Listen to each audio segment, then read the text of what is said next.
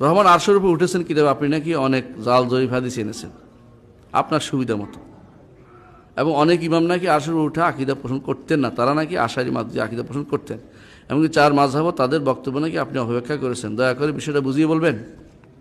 আচ্ছা, দাবি করতে তো কোনো অসুবিধা নাই, তাই না? একজন বলতে পারে ওয়ালাদ আল্লাহ, ইয়াকুলুনা ওয়ালাদ আল্লাহ, আল্লাহ বলছে ওয়া ইন্নাহুম লাকাযিবুন, তারা বলে আল্লাহ সন্তান গ্রহণ করেছেন, আল্লাহ বলে তারা মিথ্যাবাদী। বুঝছেন তো?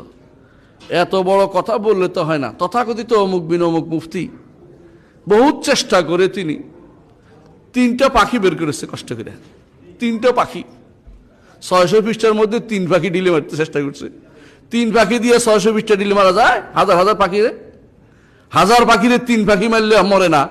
ওই 3 পাখি আমি উল্লেখ করে দিয়েছি ওখানে স্পষ্ট, এই হাদিসটি দুর্বল, তবে আমি দলিল হিসেবে দিচ্ছি না, বলে দিছি এটা দলিল হিসেবে উল্লেখ করি নাই, এটা উল্লেখ করেছে অন্য একটা কারণে, কারণটা ইস্তেনাস বলা হয়, ওইটার একটা শব্দ আছে যেটা অন্যখানে আসছে, শুধু ওই কথাটা বলার জন্য এটা আনছি।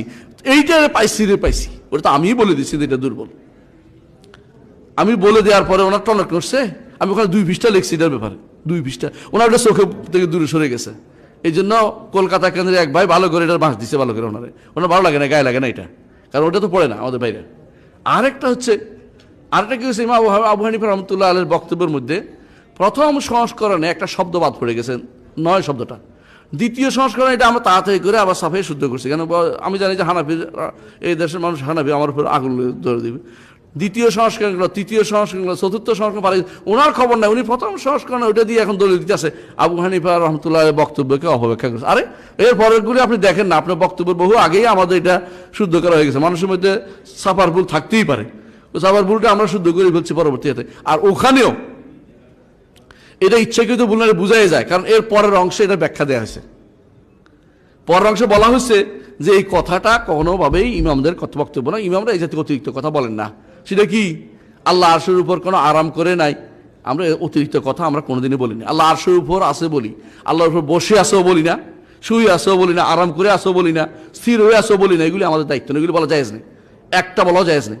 কেউ এটা বাড়িয়ে কোনো ইমাম বলেন নাই। এগুলি যারা বলে অতিরিক্ত কথা বাড়িয়ে বলে। এজন্য ইমাম যাহাবী রাহমাতুল্লাহ আলাইহি বলেছেন, যারা এগুলি বলবে অতিরিক্ত কথা বাড়িয়ে বলে। আমরা আহলুস সুন্নাহ ওয়াল জামাতের নিয়ম হচ্ছে যতটুকু আসছে অতটুকু বলা, এর বাইরে যদি ফিতনা কেউ তৈরি করে ওটাকে আমরা জদ করি, এর আগ পর্যন্ত এটা বলি না।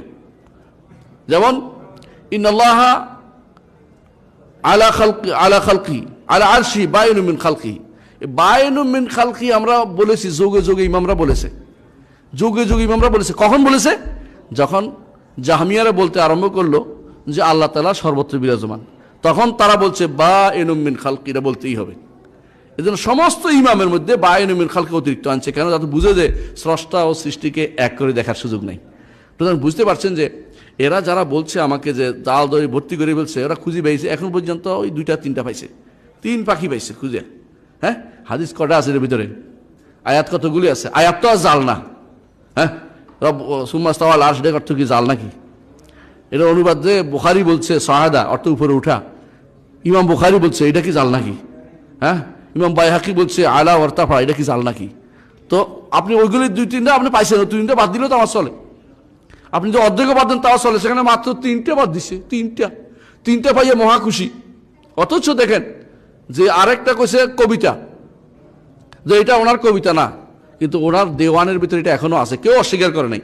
যখন আমি বললাম তখন অস্বীকারের জো আসছে, যে এটা অস্বীকার করলেন, যে এটা সনদ দিয়ে কবিতার জিনিসটা হাদিসের মতো কেউ সনদ দিয়ে খোঁজে না ভাই। বুঝেন কথাটা? আপনি যদি কোনো আলী রাদিয়াল্লাহু আনহুর কবিতা যদি সনদ দিয়ে খোঁজেন, আপনি অনেক কিছু খুঁজে পাবেন না, কবিতাই নাই কইবেন। বুঝে আসছে? যখন এটা কোরআন এবং সুন্নাহর পক্ষে যায় তখন উল্লেখ করতে হয়, এটা বলে ইস্তেনাস বলে। কিন্তু ওনারা কি করছে, এখন এটাকে দলিল কবিতা এটারে সনদ দিয়ে খুঁজে বের করবে। সারা বছর তারা খবর ওয়াহিদ হলেও মানে না, সহিহ হাদিস খবর ওয়াহিদ হলেও মানে না। বুঝে আসছে কথাটা? আগে মুতাওয়াতির মান নাম দিয়া অনেক আল্লাহর সিফাতকে অস্বীকার করে বসেছে। এই আল রহমান আরশের উপরে উঠেছেন, এইটা কোনো ছোটোখাটো মাসালা না। যে ব্যক্তি এটা বিশ্বাস করবে না তার ঈমান থাকবে না। যে ব্যক্তি আল্লাহ তাআলাকে আরশের উপর মানে তার ঈমান থাকবে না। হঠাৎ করে তারা একজন দাবি করেছে কি, কয় যে হাদিসে আছে রাসূলুল্লাহ সাল্লাল্লাহু আলাইহি ওয়াসাল্লাম বলেছেন, বা আমি মানুষ বান্দা যখন সালাত আদায় করে আমি তার এবং সালাতের মাঝখানে থাকি। তো আমরা এটা অস্বীকার করছি নাকি? আল্লাহ আরশের উপর থেকেও বান্দার সামনে থাকতে পারেন, এটা আমরা বিশ্বাস করি। আল্লাহ আরশের থেকেও তিনি নিকটতম আসমান নেমে আসতে পারেন, আমরা বিশ্বাস করি। কারণ আল্লাহ আপনার মতো না, আপনি পারেন না দেখে আপনি ওটা কিয়াস করতেছেন। আপনি তাসবিহ দিচ্ছেন, আমরা তাসবিহ দেই না। আমরা আল্লাহ সব কথা বিশ্বাস করি, রাসূলের সব কথা বিশ্বাস করি। আমরা আল্লাহ রাসূলের সব কথা বিশ্বাস করি, আপনার মতো বানোয়াট কথা চিন্তা করি না। আপনি কেমনে কেমনে হলো, আমরা তো বলছি কাইফিয়ত নাই। কাইফিয়ত ধরা কাইফিয়ত নাই অর্থ কাইফিয়ত ধরা আমাদের ধারণার বাইরে। অবশ্যই একটা কাইফিয়ত আছে, কিন্তু আমরা জানি না। আমরা জানলে তো বলেও দিতাম। সুতরাং যারা বলে আল্লাহ আরশের উপর থাকলে সামনে কেমন থাকে, এটা আপনার সমস্যা। আল্লাহ আমাদের কোনো সমস্যা নেই। কারণ আমরা মনে করি আল্লাহ আরশের উপর থেকে তিনি প্রথম নিকট আসমানে নেমে আসতে পারেন এবং বান্দার সামনেও থাকতে পারেন, আমাদের কাছে সমস্যা নেই। তবে তিনি সৃষ্টির ভিতরে অবস্থান করেন না। স্রষ্টা এবং সৃষ্টি আলাদা, এটা আমরা ইমান রাখি। কারণ সৃষ্টি যখন ছিল না, স্রষ্টা তখনও ছিলেন। সুতরাং এই জাতীয় কথাগুলো যারা বলে থাকে, নিজেরা আগে তাসবিহ দেয়। যারাই আল্লাহর সিফাত অস্বীকার করে প্রথমে কি তাসবিহ দিবে দেখবেন। প্রথমে করবে তাহলে তো আমার মতো, তাহলে তো যে বলবে সে ব্যক্তি বিভ্রান্ত। তাহলে তো কোনো কিছু নাই। আল্লাহ এটা বলছেন, রাসূল এটা বলেছেন, কাল আল্লাহ কাল রাসূল। বইটা পড়েন, ইমামরা তাই বলেছে, যুগে যুগে ইমামরা তাই বলেছে। তখনকার দিনে ইমাম ইয়াহইয়া ইবনে মাঈন রাহমাতুল্লাহ আলাইহি একজন জিজ্ঞাসা করছিল, বলে আল্লাহ কিভাবে নেমে আসেন, কিভাবে উপরে ওঠেন? ওটা উপরে ওঠাটাকে দেখা গেল ওই সময় সবাই মানত, নিচে নেমে আসাটাকে তারা সমস্যা মনে করতেছিল। কিন্তু ইমাম ওইটা দিয়ে এটা দলে দিল, তোর উপরে উঠেন কি করে? অর্থাৎ আল্লাহ যে আল্লাহ উপরে উঠতে পারেন, নিচে নামতে পারেন, তবে আমার নামা আর তার নামা, আমার উঠা তার উঠা একরকম না, দুই রকম হতে পারে। এটা বুঝাই বলি আপনাদেরকে। আল্লাহ তাআলা একসাথে, আপনার বক্তব্য শুনেন, আমারটা শুনেন, সবাইটা শুনেন। আমি কয়জনটা শুনতে পাই? একজনেরটা। আপনি বুঝতে পারছেন কথাটা? রব্বুল আলামিন একসাথে কোটি কোটি কোটি কোটি মানুষের কোটি কোটি প্রাণীর কোটি কোটি কি বিভিন্ন গাছপালা সবাই কিন্তু তিনি আরজি পূরণ করেন, সবাইটা পূরণ করেন। কিন্তু আমি একজনের বলে তুই চুপ কর, আমি একজনটা শুনি নেই, চুপ কর, আমি একটু শুনি নেই। আমি হচ্ছি এত দুর্ভাগা যে আমি একটু শুনি, আপনি শুনতে পাই না।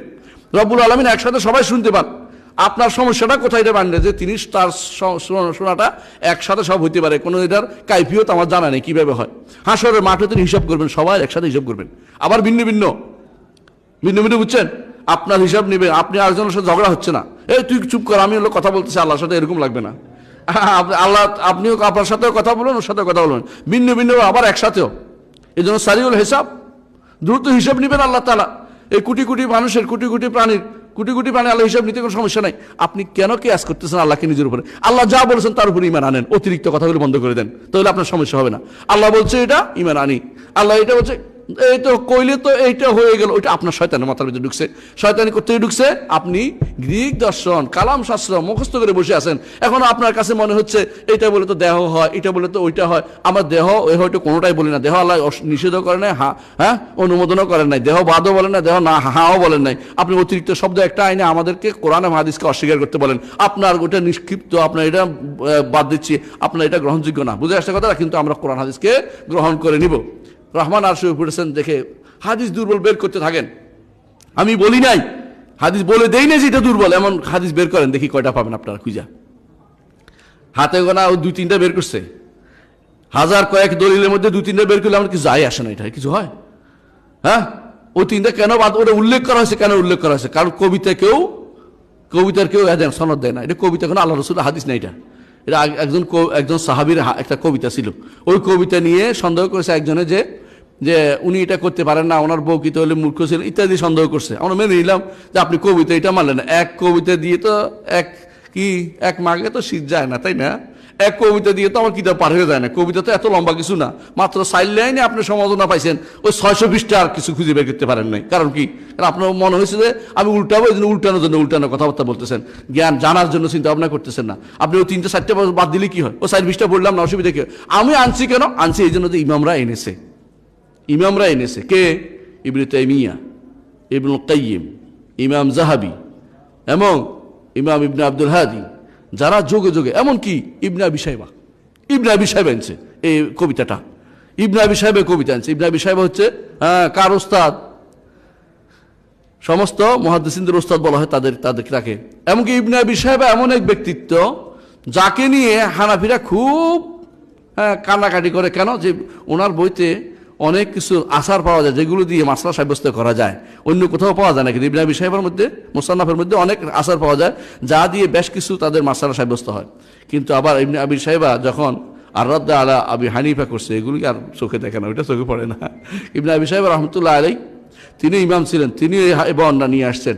তিনি না শুধু ইমাম ইবনে কুদাম আল মাকদেসি এনেছেন, এবার ইমাম আসাল এনেছেন, আহমদ আল আসাল এনেছেন।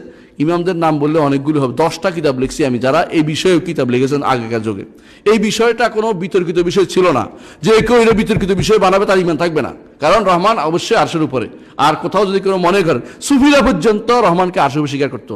এর মধ্যে সুফিদের মধ্যে প্রথম হচ্ছে যাকে সাইয়্যিদ তায়েফ জুনাইদ আল বাগদাদী রাহমাতুল্লাহ আলাইহি, তিনি বলছেন আল্লাহ তাআলা আরশের উপর। জিজ্ঞাসা করছে আল্লাহ তাআলাকে আরশের উপর, আল্লাহ তাআলা কেন আরশের উপর?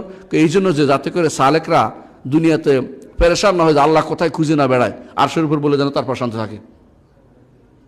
কারণ তারা আল্লাহকে খুঁজে না পেলে ইবাদত করবে কি করে? আল্লাহ আরশের উপর তাদের সুবিধা হয়েছে যে তারা ইবাদত এক কথা শেষ হয়ে গেছে। আর এর বাইরে যদি কোনো আল্লাহ কোথায়, আল্লাহ কলবের ভিতরে, হ্যাঁ এই তো মজা লাগে খুব, ময়লার ভিতরে মজা লাগে খুব আল্লাহকে বলতে, নাউজুবিল্লাহ। এমনকি বিশ্ববিখ্যাত সাধক সৈয়দনা আব্দুল কাদের জিলানী রহমতুল্লাহ আলাইহি তিনি বলেছেন আর রহমান রহমান আরশের উপরে, তার বইতে গুনিয়াত তালেবীর মধ্যে আছে। ওইটা ভালো লাগে না, বইটা পড়েন না, পুরোটা পড়ে আপনারা ইচ্ছা মতো দাগ দেন, দাগ দিয়ে সব শেষে আমাকে বলবেন কয়টা দোষ পাইছেন। মুখস্থ কথা বলা ঠিক নয়।